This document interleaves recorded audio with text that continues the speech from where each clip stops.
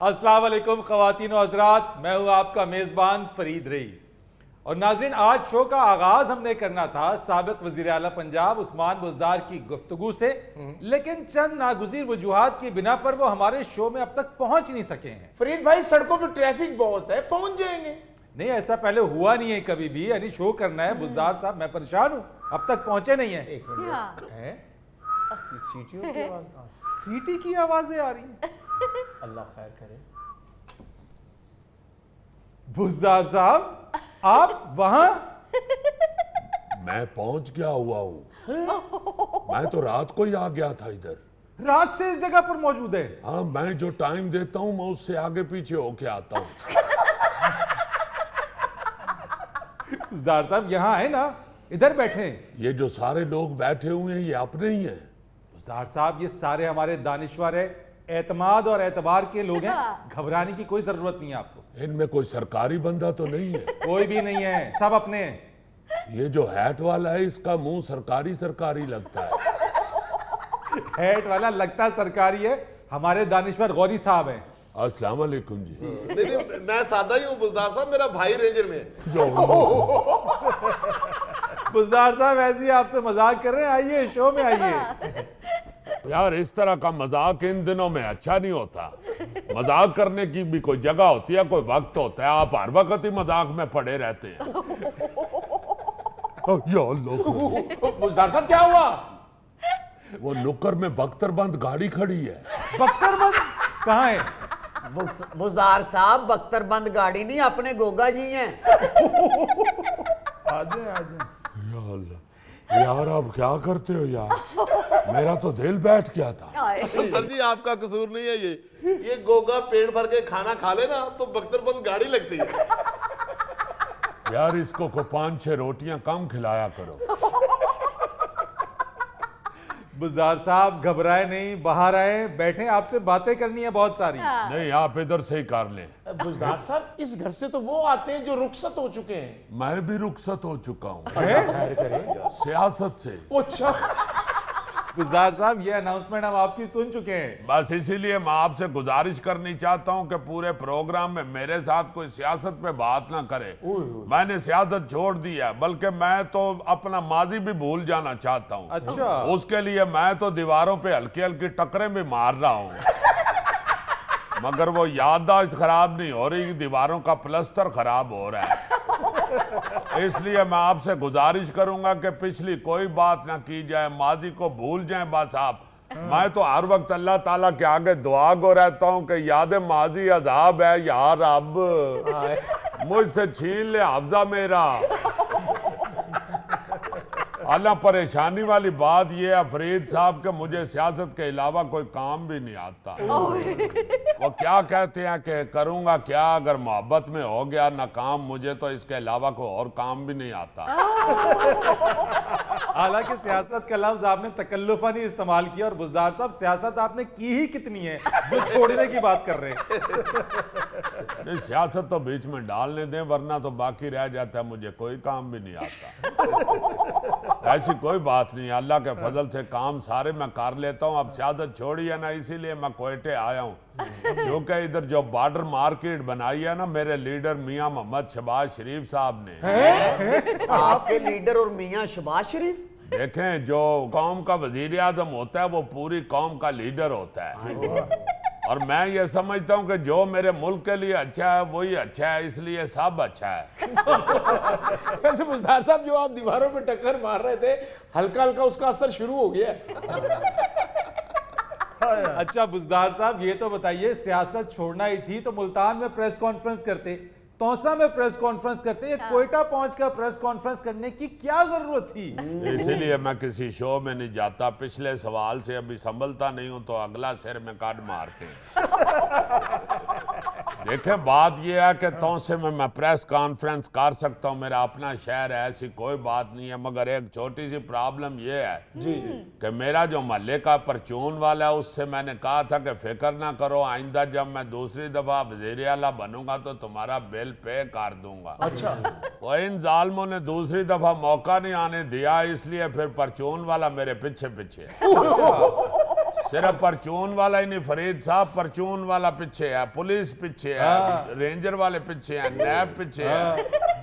वो एक अद्धा बंदा तो आगे हो, आगे से रास्ता भी बंदा भूल सकता है। इसलिए मैंने फिर तुमसे मैं प्रेस कॉन्फ्रेंस नहीं की। मैंने कहा इधर सहाफियों ने मेरे ऊपर सवालों की बुछाड़ कर देनी है और मैंने तो किसी सवाल का जवाब देना नहीं है। मैं फिर क्वेटे चला गया। मैंने कहा उधर सहाफी भाई बलोची में बात करेंगे, मुझे समझ नहीं आएगी, मैं जवाब ही नहीं दूंगा, चुप करके बैठा रहूंगा। उस्मान बुज़दार साहब, मगर आपने कोयटा प्रेस क्लब में जो एंट्री दी है, मेट्रोपॉलिटन कॉर्पोरेशन वाले दरवाजे से इतनी खामोशी से अंदर गए कि लोग आपको पहचान ही नहीं सके। ये फायदा भी वैसे हुआ है। यही मैं चाहता था कि मुझे को पहचाने ही ना, बल्कि वहां तो ऐसा मजा आया, आपको क्या बताऊं। जो इंतजामिया वाले थे उन्होंने मुझे ही पकड़ लिया। कहते हैं तुमने कराकरी मुख्तलिफ रंगों की लगाई हुई है, तुम्हें अक्ल नहीं है। कनातें और रंग की लगा दी हैं, तंबू और रंग के लगा दिए हैं, कुर्सियां भी रंग बिरंगी लगा दी हैं। मैं चुप करके दाढ़ वाट के अंदर निकल गया। अंदर एक और बंदे ने मुझे पकड़ लिया। कहता तुमसे अगर साउंड सिस्टम ले ही लिया था तो टाइम पे तो लगाना था। मेरा रूह आ गई। यार ऐसे ना करें, आपकी मेहरबानी है। वो फरीद साहब ने मुझे सारे सेट का तारुफ कराया था, इसलिए मैं इधर घुस के बैठ गया हूँ कि चलो इधर है कोई नहीं, चुप करके इधर बैठा रहूंगा। बस जो ही उन लोगों ने मुझे पहचाना है ना, हाँ जी, मैंने फटाफट मास्क नीचे किया है, हल्की फुल्की छोटी नन्ही मुन्नी प्रेस कॉन्फ्रेंस किया और निकल गया उधर से। आपने तो मौका भी नहीं दिया कि लाइव कट कर सके आपकी प्रेस कॉन्फ्रेंस। आप सहाफियों को मौका दें तो ये तो छेल के रख देते हैं। नहीं तो बुज़दार साहब, आप कोयटे गए क्यों? आपके वहाँ कोई रिश्तेदार रहते हैं? कोयटा एंटर होने से पहले को बोर्ड नहीं लगा होता कि इधर सिर्फ रिश्तेदार आ सकते हैं। पाकिस्तान का एक शहर है, मैं जा सकता हूं उधर, क्यों नहीं जा सकता? हाँ बिल्कुल। मैं पता नहीं हालात क्या बने हुए हैं, फिर सज्जे खबे हो गई तो प्रेस कॉन्फ्रेंस करनी पड़ती है। मेरा तो बस चलता फरीद साहब, मैंने जाकर रूस के बॉर्डर पे करनी थी प्रेस कॉन्फ्रेंस। रूस के बॉर्डर पे? बल्कि मैंने तो एक दो दोस्तों को फोन करके भी पूछा कि ये जो रिहायशी कॉलोनी चांद पे बन रही है वाकई बन रही है कि ऐसे बातें बनी हुई है। कहने लगे क्यों, खैर है? मैंने कहा यार उधर को प्लाट वाकफियत हो तो ले दो मुझे। बुज़दार साहब, खुदा का खौफ करे, चांद पे जाने का सोच लिया आपने? फरीद साहब, मेरे ज़हन में ऐसे ही आया कि ये जो चांद के ऊपर माई या चरखे वाली, ये भी लाजमन नैब से डर के उधर दौड़ी हुई। तो मैंने सोचा चांद पे चला जाता हूँ, अम्मा के चरखे में पार्टनरशिप कर लूंगा और गुजारा होता रहेगा। बुज़दार साहब, चरखे में आपने क्या पार्टनरशिप करनी है? तुम्हारे ज़हन में तो ये है कि सिर्फ खुराक में पार्टनरशिप हो सकती है। चरखे में भी कई काम होते हैं, बांट के कर लेते हम। अम्मा चरखा घुमाती रहती, मैं कतले को रुई लगाता रहता। इसे पार्टनरशिप कहते हैं, और पार्टनरशिप यही नहीं होती बात। बुज़दार साहब, आप तो वसीम अकरम प्लस थे, इतनी जल्दी माइनस कैसे हो गए? ये वसीम अकरम कौन है? बुज़दार साहब जिन्हें श्रीकांत का सिर पाड़िया सी। इतना जालिम आदमी? नहीं नहीं, बड़ा बड़ा क्रिकेटर जे। करेक्टर है? हाँ जी। अच्छा अच्छा, मैंने सारी जिंदगी क्रिकेट नहीं देखी, मैं कबड्डी का बड़ा शौकीन हूँ। मैं तो माने जाट को शफीक चिश्ती को जानता। ये वसीम अकरम का मुझे नहीं पता। वसीम नाम से वैसे ही मुझे बड़ी चेड़ है। अच्छा, क्योंकि बचपन में एक लड़का था मेरे मोहल्ले का वसीम, उसने मेरा खुन्ना खोला था एक बार। और वैसे भी ये गौरी साहब बता रहे हैं कि वसीम अकरम ने श्रीकांत का खुन्ना खोला था। तो मैं लड़ाई झगड़े से दूर रहता हूँ, मैंने तो सारी जिंदगी शराफत की सियासत की है। ये सियासत का नाम फिर मेरे मुंह से निकल गया, ठुच पत्थर। और फरीद साहब, मुझे तो वैसे ही प्लास से बड़ा डर लगता है। वो क्यों? क्योंकि प्लास के ऊपर नीरी पेस्ट डाल दें तो वो पुल्स बन जाती है। और आपको पता है कि पुल्स तो खाम खा हर एक के पेश पड़ जाते हैं। मगर बुज़दार साहब, आमदन से जायद असासाजात केस में पेशी तो जरूरी है आपकी। यार आप कैसी बच्चों वाली बातें कर रहे हैं? 14 महीने हो गए हैं, पेशियां तो भुगत रहा हूं। और क्या करूं मैं, मुझे बताएं तो सही ना। इतना खर्चा हो गया है, आमदन से ज्यादा खर्चा हो जाए तो बंदे के क्या हाल होता है। मैंने तो जितनी तनख्वाह ली हुई है वजीर आला पंजाब के तौर पे, उससे डबल मैंने वकीलों को दे छोड़े हैं। मुझे पहले पता होता मैं इस कारोबार में पड़ता ही ना, क्योंकि सियाने कहते हैं कि साहब से पहले ये देखो कि जो लगाया हुआ है हाथ से वो वापस आता है कि नहीं। यानी आप ये कहना चाहते हैं कि खाया पिया कुछ नहीं और गिलास तोड़ा 12 आने। खुदा का खौफ खाओ, अब ये गिलास तोड़ने का केस भी ना मुझ पे डलवा दें। पुलिस को तो बहाने चाहिए, उन्होंने कहना इसने गिलास भी तोड़ा है, उसकी भी FIR काटो। बुज़दार साहब, आलमी मीडिया का ये कहना है कि जितनी तेजी आपने सियासत छोड़ने में दिखाई है, ऐसा लगता है कि आप अपनी पार्टी लीडरशिप के खिलाफ वादा माफ गवाह भी बन सकते हैं। बात यह है कि मेरी जान भी आदर है मुल्क के लिए। मेरे मुल्क की जिस चीज की जरूरत होगी मैं सब कुछ सच सच बताऊंगा। और मुल्क की खैर खैरियत चाहिए, बेशक कुछ भी बताना पड़े बंदे को बता देना चाहिए। अच्छा, और वैसे ही मुझ पे तो शक किया जा रहा है। आप देखे ना, मैं तो सिर्फ लिप सिंक कर रहा था। और जैसे फिल्म में नहीं होता, गाना पीछे किसी और का चल रहा होता है, हीरो आगे सिर्फ वो होंठ ला रहा होता है। मैं तो सिर्फ गाने के साथ होंठ ला रहा था, पीछे गुलूकार तो कोई और था। तो इसलिए जिम्मेदारी तो गुलूकार की होती है, आगे हीरो की तो होती नहीं है। अब आप देखें ना, सारी जिंदगी हम सुनते रहे हैं, हमारे दिल से मत खेलो, खिलौना टूट जाएगा। तो हमारे बुजुर्ग कहा करते थे कि यार क्या बात है, मेहदी हसन ने कमाल कर दिया है। तो बात तो गुलूकार की होनी चाहिए। मोहम्मद अली का तो कोई नहीं कहता था ना कि उसने गाना गाया है। ਉਹ ਗਾਣੇ ਤੋਂ ਮੈਨੂੰ ਯਾਦ ਆਇਆ ਬੁਜ਼ਦਾਰ ਸਾਹਿਬ, ਬਾਰੀ 'ਚ ਨਾ ਬੈਠੋ। क्यों? ਤੁਸੀਂ ਉਹ ਗਾਣਾ ਨਹੀਂ ਸੁਣਿਆ, ਬੂਹੇ ਬਾਰੀਆਂ ਤੇ ਨਾਲੇ ਕੰਧਾਂ ਟੱਪ ਕੇ ਆਂਦੇ ਨੇ ਪੁਲਿਸ ਬਣ ਕੇ।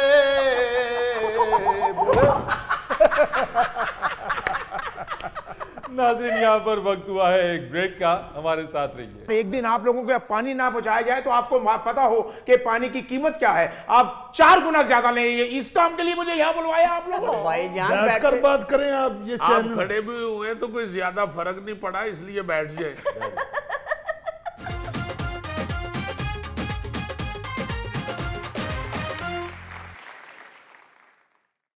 वेलकम बैक ख़वातीन और हज़रात।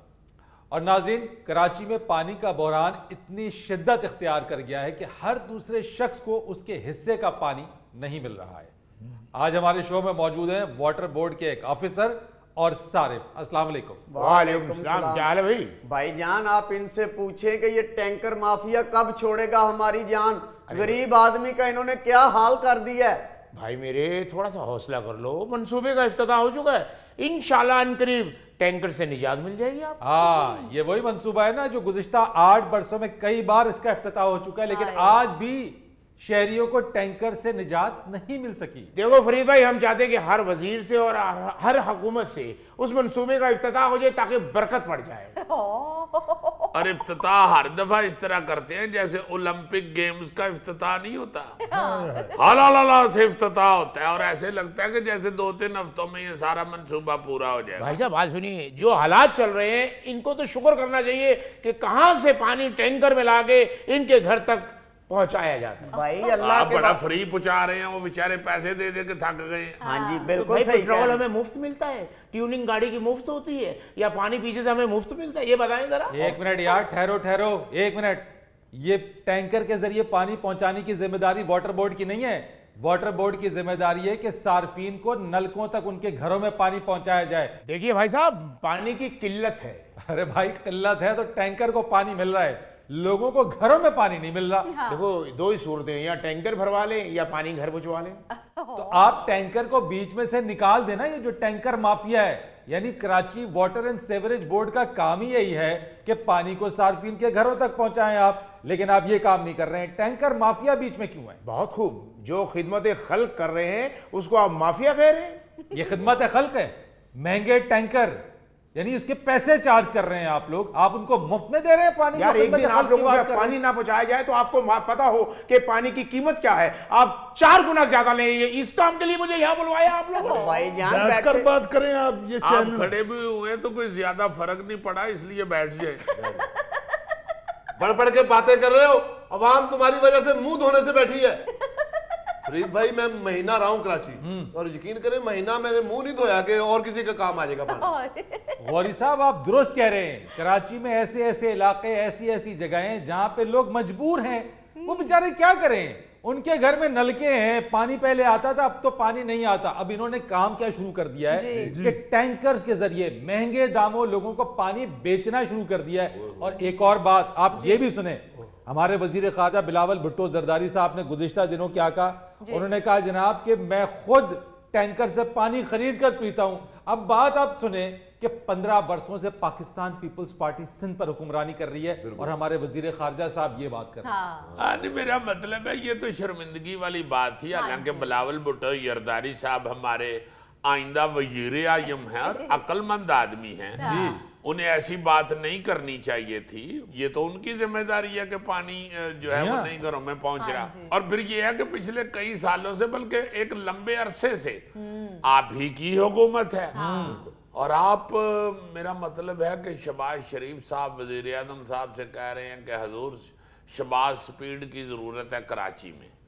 वाकई शहबाज स्पीड ही वो बन गया हुआ है एक सिंबल, वो जिस तरह उन्होंने पंजाब में काम किया था। तो अगर आप ये समझते हैं कि तेज काम करने से या अनथक मेहनत करने से सूबे की हालत बदल सकती है, तो आप क्यों नहीं कर रहे? जी, आप लोग भी तो इंसान हैं और माशाल्लाह बड़े इंटेलिजेंट लोग हैं। और अजीजी गुज़िश्ता 8 वर्षों के अंदर इस मंसूबे का चौथी मर्तबा इफ्तिताह हुआ। भाईजान ये टैंकर माफिया को कोई पूछने वाला नहीं है। जब ये वहां से टैंकर लेके निकलते हैं तो इनके वॉल से पानी लीक हो रहा होता है, तो जहां तक इन्होंने आना सड़क पे पानी गिरता आता है, उसकी वजह से सड़क पे स्लिपरी भी बनती है, टोए टिब्बे भी बनते हैं, ऊपर से घर पहुंचने तक पानी का टैंकर पौना हो जाता है। ना ही हम उसको नाप सकते हैं। बहरहाल जो भी है, पैसे इनको पूरे टैंकर के ही देने पड़ते हैं जी। यार तुम नाप के दिया करो, जूता उतार के तो आराम से टैंकर के अंदर उतरो।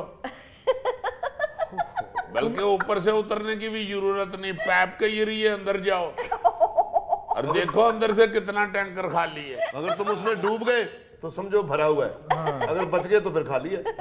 अल्लाह झूठ ना बुलाए। नहीं, वैसे वाकई बहुत बुरी हालत है हमारे वहां पे जो रहने वाले बहन भाई है ना जी, वो कहते हैं कि अय्यी तुम्हें क्या पता है कि जो इनकम है हमारी उसका आधा हिस्सा तो पानी पे ही लग जाता है हमारा। अच्छा, बहुत सारे इलाके ऐसे हैं जहां पे Karachi water and sewerage board ने नागा सिस्टम भी रखा हुआ है कि पानी एक दिन छोड़ के एक दिन बाद आएगा।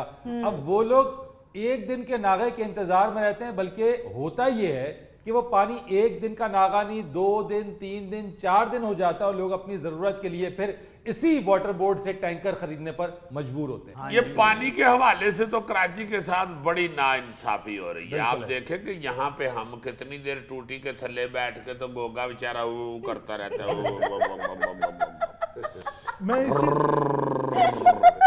और अमान से गोगा गुसलखाने में घुसा हो तो आपको बाहर आवाजें जो आ रही होती हैं वो लगता है कि ये गुसलखाना नहीं अस्तबल है। और वैसे ऑन द सीरियस नोट, मैं ये सारी की सारी जो है ना जी गलती ये सिंध हुकूमत की कहूंगा। सिंध हुकूमत अगर चाहे तो ये टैंकर माफिया खत्म हो सकता है। जी हाँ, लोगों को घरों तक पानी पहुंचाया जा सकता है पैप के जरिए। ये सप्लाई हुकूमत का काम है, उसको बहाल करे। ये जो टैंकर माफिया है ये अगर वहां पे छाया हुआ है तो इसमें हुकूमत का हाथ है। हुकूमत जिम्मेदार है उसकी। आप देखो 15 साल हो गए हैं इनको बैठे हुए उधर पीपल्स पार्टी को। अजीज तुम्हारा बड़ा तजर्बा है, तो क्या जो पीछे पीपल पार्टी ने किया सो किया, क्या बिलावल भुट्टो की चेंजिंग लाएंगे? यार ये तो लानी चाहिए उनको, यंग आदमी है वो, चेंजिंग लाएंगे क्या हुआ, लानी चाहिए। और अजीजी इंतहाई दुख की बात यह कि वफाकी दारुल हुकूमत इस्लामाबाद में भी अब इस तरह की प्रैक्टिस शुरू हो गई है।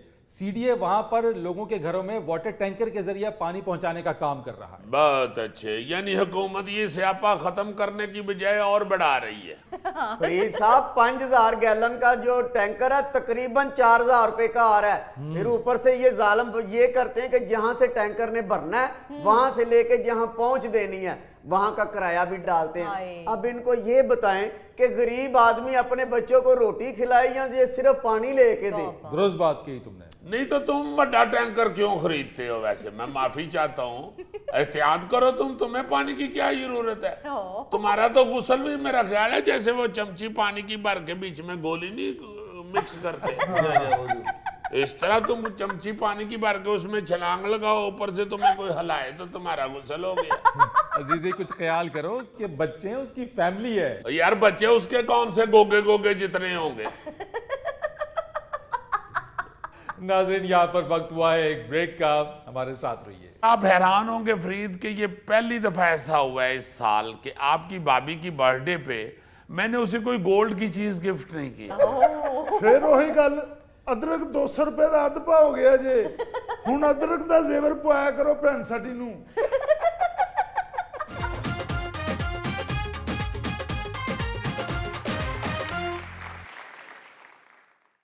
वेलकम बैक ख़वातीन और हज़रात। नाज़रीन, वफाकी इदारा शुमारियात के मुताबिक मुल्क में महंगाई की शरह 38% तक पहुंच चुकी है, जिससे गरीब आदमी की तो चीखें निकल गई हैं। आज हमारे दरमियान मौजूद हैं एक दौलतमंद साहब, आइए उनसे उनके तासुरात जानते हैं। अस्सलाम वालेकुम। वालेकुम सलाम, क्या हाल है आपका? ठीक है। हमारा हाल तो ठीक है, महंगाई ने आपको भी मुतासिर किया है? देखें फरीद, असल में तो बात यह है कि महंगाई हुई है, अब फील होना शुरू हो गया, चूंकि इंपोर्टेड गाड़ी बड़ी महंगी हो गई है और यहाँ की गाड़ी जो है वो हमें वारा नहीं खाती, या कह ले कि वो पसंद नहीं है। अपनी अपनी पसंद है ना भाई सब। जी जी। तो महंगाई तो हुई है, चूंकि महीने में एक बार मैं तो हिरन भी पकवा लेता था, या मटन तो होता ही था, मटन के बगैर तो खाना जो है वो नामुमकिन होता था। मगर अब तो ब्रायलर की कीमत भी मटन तक पहुंच गई है। अफसोस होता है वैसे सुन के इस बात को, जब आप हिरन की बात करते हैं, आप मटन की बात करते हैं, आप इंपोर्टेड गाड़ियों की बात करते हैं, आप डॉलर्स की बात करते हैं, गरीब आदमी आलू, टमाटर, चिकन, प्याज और दीगर लवाजमात महंगे होने की वजह से मर गया है। जी हाँ। नहीं, बात आपकी ठीक है, मगर आपको क्यों अफसोस होता है हिरन की बात पे? हिरन आपको दुलतियां मारता है। नहीं सर, देखें, ये तो अपना अपना जायका है, अपना अपनी बजट की बात है। तो अगर कोई शौक से खाता है हिरन भी, तो वो भी खा ले। मैं तो कह रहा हूँ कि भाई वाकई अब महंगाई इतनी हो गई है कि ब्रायलर तक जो है वो मटन की कीमत पे पहुंच गया हुआ है। हालांकि आपको पता है ब्रायलर ने बै क्या करना है, वो तो चल भी नहीं सकता। शुक्र है आपको भी महंगाई का कुछ एहसास हुआ है, कुछ उसकी तपिश आपको भी महसूस हुई है। शुक्र है। वो तो बिल्कुल गरीब की चीखें निकल रही हैं और इनका स्टाइल देखें, पाफितर कर रहे हैं। और इनको अपनी दौलत में इतना भी नहीं पता कि हिरन दलतियां नहीं मारता, वो छलांगे मारता है। देखिए, मैं अब हिरन का गोश्त खाता हूँ, मैं हिरन के साथ सैर पे नहीं जाता। मुझे क्या पता दुलत्ती मारे या वो चौकटियां भरे, मुझे क्या चला। सर जी, गरीब की चीखें क्या, अब तो चीखें भी नहीं निकलती, ताकत ही नहीं है गरीब में। आप ठीक कह रहे हैं, मैं ये बात नहीं कर रहा कि गरीब बेचारा मुतासिर नहीं हुआ। बहरहाल गरीब तो हर दौर में मुतासिर हुआ है। नहीं, लेकिन अब ज्यादा हो रहा है। जी हाँ, ज्यादा हो रहा है। मैं तो खुद कह रहा हूँ। आप देखें ना, अभी कुर्बानी है, बड़ी ईद आ गई है सर पे। जी जी। तो हम लोग तो माशाल्लाह फैमिली की 4-5 लाजमन ऐसी कुर्बानियाँ आती थी, वेड़े ऐसे आते थे कि लोग आके दूर दूर से उनके साथ सेल्फी बनवाते थे। अच्छा।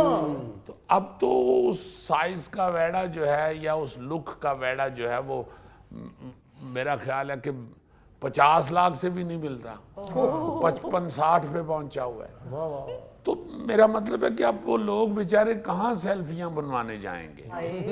आपको तो सेल्फी की पड़ी है, लेकिन आपको क्या फर्क पड़ता है? वेड़ा 50 लाख का हो जाए, 60 का हो जाए, 70 का हो जाए या करोड़ का हो जाए, आपने तो खरीदना ही है। जाहिर है खरीदना तो है, अब कुर्बानी तो देनी है। ये तो नहीं हो सकता ना कि बंदा कुर्बानी ही ना दे।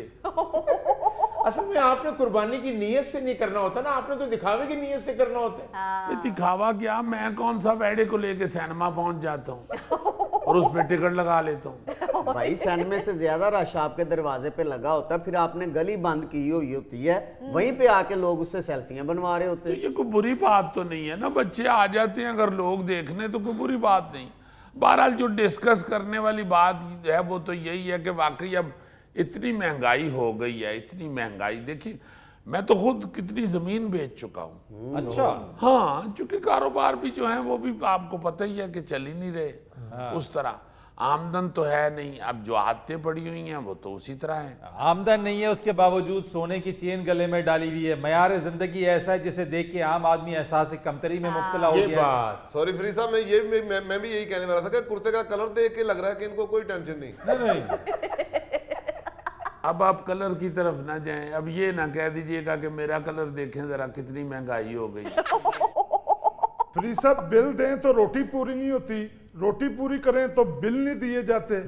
मेरे जैसे लोगों ने तो अपने बच्चे स्कूल से उठवा लिए हैं। भैया और ऊपर से सुई गैस वालों ने 50% इजाफा कर दिया। हेलो जी, अभी सुई गैस का इजाफा हुआ है तो समझे कि रोटी भी महंगी हो गई, सब्जी प्याज हर चीज महंगी हो जाएगी। जी जी, महंगाई का एक नया तूफान आएगा। हाँ जी। बड़ी महंगाई हो गई। अब तो जापानी लग्जरी गाड़ियां जो हैं वो 10-10 करोड़ को छू रही हैं। कुछ खुदा का खौफ करे, इंपोर्टेड और लग्जरी गाड़ियों में पड़े हुए हैं या मुल्क की मईशत डूब रही है, लग्जरी आइटम्स के ऊपर पाबंदी लगी हुई है और आप अब भी लग्जरी आइटम्स को याद कर रहे हैं। हाँ। सर जी मसलन दी दाल दी गल करो, रोटी दी गल करो, थोम गंडे दी गल करो, तुसी गड्डी दी गल कर रहे हो। और भाई क्यों नहीं, मुझे भी एहसास है महंगाई का। मैं वही तो कह रहा हूँ कि आप देखें मैंने 2 साल हो गए हैं गाड़ी तब्दील नहीं की। आप जापानी गाड़ियों की बात कर रहे हैं, ये थैले का बच्चा रात को दूध पिए बगैर सोता है। इसका बिल्ली का बच्चा है, इसका तो पोता माशाल्लाह कॉलेज जा रहा है, तो इसका कौन सा बच्चा अभी दूध पी। और जनाब वो दोते पोते भी बच्चे ही होते हैं। अब हैरान होंगे फरीद कि ये पहली दफा ऐसा हुआ है इस साल कि आपकी भाभी की बर्थडे पे मैंने उसे कोई गोल्ड की चीज गिफ्ट नहीं की। फिर वही गल, अदरक 200 रुपए का अध भाव हो गया जे, हुण अदरक का जेवर पवाया करो भैन साडी नू। आपको सोने की पड़ी हुई है, इनकी सुने, इनकी ये आम आदमी की आवाज है। ਭੈਣ ਤੁਸੀਂ ਸੋਨੇ ਦੀ ਗੱਲ ਕਰਨ ਦੇ ਹੋ, ਕੱਲ ਗੋਗੇ ਨੇ ਫਕੀਰ ਕੋਲੋਂ ਡੋਲ ਖੋ ਕੇ ਰੋਟੀ ਖਾਧੀ। और फकीर ने भी डोल को एडा आसानी तो नहीं छड़िया, 5 मिनट कुश्ती हुई है। Oh my God. मेरा अपना ख्याल ये है कि गवर्नमेंट को कोई ऐसा लाहेअमल बनाना चाहिए कि कम से कम सारी कौम जो है वो रोटी तो आसानी से खा ले। रोटी की वजह से जो चीखें सुनने को मिलती हैं वो तो बंद हो जाएं। ये जो बातें आज आप कर रहे हैं ना, अगर ऐसी आवाज पहले उठाई होती तो गरीब का आज ये हाल ना होता। मगर आप लोगों को तो हीरे जवाहरात, इंपोर्टेड गाड़ियां, 4-4 कनाल के बंगलों की पड़ी रही है। आपको आपके बंगले मुबारक सेठ साहब।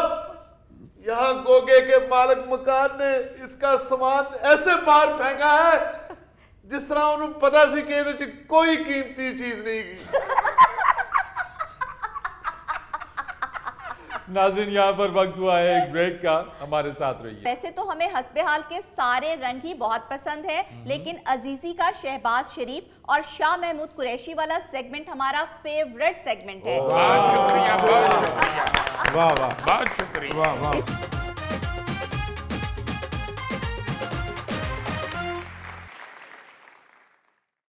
वेलकम बैक ख़वातीन और हज़रात। अजीजी खैरियत है, आज खड़े हुए हो यार। Stand up for our beloved audience. ऐसे ही मेरे येन में आया कि यार जो हम पब्लिक की बातें करते हैं या पब्लिक के सवालों के जवाब देते हैं वो हमें खड़े होकर करनी चाहिए। क्या बात है, ताकि पब्लिक को ये एहसास हो कि जनाब हम हायर हैं। क्या पहला जी क्या है पहला जो हमारा मैसेज है? हाँ जी सर, आप आज खबरें पढ़ने वाले हैं और न्यूज रूम में घूम रहे हैं। नहीं जाहिर है तुम एक इंग्लिश आदमी हो तो तुम फ्रेम को इंग्लिश पॉइंट ऑफ व्यू से देखते हो। सुन रहे हो ना, थैले सुन रहे हो ना? जी भाई, वो यार वो सुन रहा है, उसके कौन से कान कटे हुए हैं? क्या कहते हैं हमारे व्यूअर्स? अच्छा सर, हस्बे डाक में आज पहला खत हमें लिखा है लाहौर से मोहम्मद अंसर ने। ओ कहते हैं अस्सलाम वालेकुम अजीजी अंकल। वालेकुम अस्सलाम अंसर, कैसे हो तुम? ठीक ठाक हो? कहते ये हैं अंसर जो है ये मैं बताता चलूं आपको कि ये बड़ा ही स्पेशल बच्चा है हमारा। जी। बड़ा क्यूट है और ये व्हील चेयर पे होता है और ये हमारा बड़ा अच्छा और बड़ा पुराना शुरू से ही ये हमारा व्यूअर है और ये रेगुलर देखता है शो को और इतना समझदार है कि छोटी छोटी चीजें जो है वो इतनी खूबसूरत अंदाज में उनकी इस्लाह भी करता है, बताता है कि इसको ऐसे कर ले, इसको ऐसे कर ले, इसको ऐसे। और उसने मुझे अब मैसेज किया और उसने कहा कि मैंने अपना मैसेज भेजा है हस्बे हाल वालों को, तो अगर इस दफा ना चला तो फिर देख लेना। ये लाहौर से? हाँ हाँ, लाहौर से। ओ, जिन्हें लाहौर नहीं देखा जमी। और यस, और ये भी मैं बताता चलूं कि ये मुन्नू भाई मरहूम, अल्लाह ताला उनको जन्नतुल फिरदौस में बड़ा अल्लाह फरमाए, ये उनके मेरा ख्याल है दोते हैं। अच्छा जी, क्या कहते हैं अंसर सर साहब? वो कह रहे हैं कि आप बहुत अच्छा शो कर रहे हैं, खास थैंक तौर यू पर अंसर, थैंक यू। कह रहे हैं खास तौर पर अम्मा जी और रूहों वाला जो सेगमेंट आपने शुरू किया है, नए सेगमेंट जो हैं उनको ऐसे ही जारी रखिएगा। जब आप मैसेज और खत पढ़ेंगे तो मेरा नाम जरूर लेना है, क्योंकि मैं 2009 से आपका रेगुलर देखने वाला हूं। पूरी टीम को मेरी तरफ से सलाम। माशाल्लाह अंसर, बहुत शुक्रिया आपका। वालेकुम अस्सलाम। मुझे बड़ी अच्छी तरह याद है कि मुन्नू भाई अल्लाह ताला उनको जन्नत में जगह दे, जब उन्होंने तुम्हें मुझसे मिलवाया था उस वक्त तुम्हारी मूंछें नहीं थी अभी निकली हुई, और अब तो मैंने फोटो में देखा तुम्हारी मूंछें निकल आई। नवासा तो जवान हो गया है जी हाँ जी सर, अगला खत हमें लिखा है हसान ने, कहते हैं अस्सलाम वालेकुम हस्बे हाल टीम। वालेकुम अस्सलाम। कहते हैं अजीजी साहब, आपने मुशाहिदुल्लाह खान मरहूम की याद ताज़ा कर दी। बहुत शुक्रिया, बहुत शुक्रिया। कहते हैं कि सारी बात ही बात कहने के हुनर में है, बात कर भी दी जाए और किसी की तस्दीक भी ना हो। वाह वाह, क्या खूबसूरत है। ये मुशाहिद साहब का यही तरीका कार होता था, हाँ अल्लाह ताला जी। उनको भी जन्नत में जगह दे। जी आमीन। सर अगला हमें मैसेज है, और मैसेज है दीपालपुर से शहजाद अली का। कहते हैं अस्सलाम वालेकुम हस्बे हाल टीम। वालेकुम अस्सलाम शहजाद साहब। कहते हैं फरीद साहब, वैसे तो हमें हस्बे हाल के सारे रंग ही बहुत पसंद है, लेकिन अजीजी का शहबाज शरीफ और शाह महमूद कुरैशी वाला सेगमेंट हमारा फेवरेट सेगमेंट है। बहुत शुक्रिया, बहुत शुक्रिया, बहुत शुक्रिया। अच्छा जी, अगला हमें साहिवाल से खत लिखा है बशीर अहमद ने। कहते हैं अस्सलाम वालेकुम हस्बे हाल टीम। वालेकुम अस्सलाम। कहते हैं फरीद साहब, मैं इस प्रोग्राम का पुराना चाहने वाला हूँ। यहाँ किराएदार और मालिक मकान का मसला काफी सालों से चल रहा है। हमें उम्मीद थी कि शायद आप ही इनके दरमियान कोई फैसला करवा देंगे, लेकिन लगता है कि गोगा आपके काबू में आने वाला नहीं है। खुदारा कुछ करें, जुल्फी का घर ही खाली करवा दें। गोगा किथे काबू आंदा, बल्कि पिंडां च दो गोगे लड़ पैन ना ते लोकी दूर खलो के देखदे, लो जी इन्हां ने हुण छड्डना नहीं जी एक दूजे यार दीदी, वो सांड होते हैं। अच्छा सॉरी, आई एम सॉरी गोगे, मेरे ये इनमें कुछ और। वो क्लियर करके सारी मेरी पर्सनैलिटी डैमेज कर देती है। अच्छा, तुम अपनी तरफ से पर्सनैलिटी बना के बैठे हो? ये मयाया प्रोग्राम है, इधर कोई पर्सनैलिटी नहीं होती। अच्छा अच्छा, गोगे के लिए तो यही पर्सनालिटी है।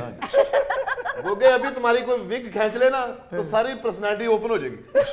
क्या करे यार, गोगा मेरा क्यूटू है, गोगे फिक्र ना करे तुम। आगे क्या है जी? अच्छा जी, आगे हमें ओवरसीज पाकिस्तानी है जाहिद अली, उन्होंने हमें खत लिखा है और कहते हैं अस्सलाम वालेकुम फरीद साहब। वालेकुम अस्सलाम। कहते हैं मैंने तकरीबन 40 साल पहले पाकिस्तान छोड़ा था और सुहेल अहमद साहब को लाहौर में उनके स्टेज शो के जरिए जानता हूँ। 40 साल पहले? जी सर,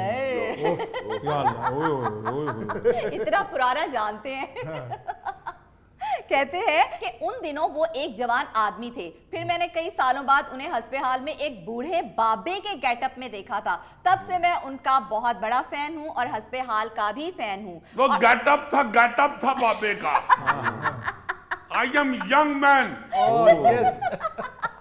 और कहते हैं कि बमुश्किल कोई ऐसा ही शो होगा जो मैं छोड़ता हूं, लेकिन यहाँ पे बैठे हुए सारे स्टार्स का मैं बहुत बड़ा फैन हूं। थैंक यू जी। बड़ी मेहरबानी, बहुत बहुत शुक्रिया। वैसे कई बंदे वाकई ऐसे मिलते हैं। ओ ਤੁਹਾਨੂੰ ਕੀ ਹੋ ਗਏ ਹੈ? ਬੰਦਾ ਡਰ ਜਾਂਦਾ ਹੈ, ਬੰਦਾ कहता है कोई सज्जे खब्बे शीशा होवे ते मैं देख लवां मैनू की हो गए है। या कई बंदे ऐसे मिलते हैं कि बड़ी देर बाद ਤੁਹਾਨੂੰ ਮਿਲਿਆ, ਤੁਸੀਂ ਮਾਸ਼ਾਅੱਲਾ बड़े प्यारे ਹੁੰਦੇ ਸੋ। यानी अगली बात उसके दिल में ये होती है कि हुण ते तुहाडा सत्यानाश हो गया। आए। हर उम्र का मजा लेना चाहिए। यस जब आप जवान हैं उसका भी अल्लाह का शुक्र अदा करके मजा लें। बिल्कुल। जब आप बच्चे थे उसका भी अल्लाह पाक ने आपको बहुत मजा दिया, अल्लाह सही। पाक ने मेहरबानियां की। वाह जब आप एज ऐसी में आ गए हैं कि आप बूढ़े लग रहे हैं तो उसका भी मजा लें और शुक्र करें अल्लाह। जिंदगी की ये फेज ये है। जो बुजुर्गी है ये भी किसी किसी को नसीब होती है, माशाल्लाह। जो इंशाल्लाह हमें भी आफ्टर 25 इयर्स नसीब हो। अजीजी, कई बूढ़े लोग भी ये कह देते हैं हम आपको बचपन से देख रहे हैं। अब मुझे भी ऐसे ही एक बुजुर्ग ने एक दफा कहा ना जी मैं आपको बचपन से देख रहा हूँ। अच्छा। मैंने कहा ओहो अब तो माशाल्लाह आपके सारे दांत निकल आए, उस वक्त तो आप बतीसी लगाते थे।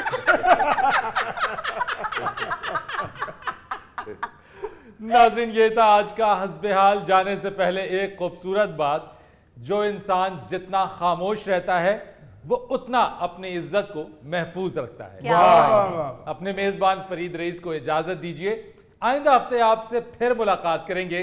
अल्लाह हाफिज।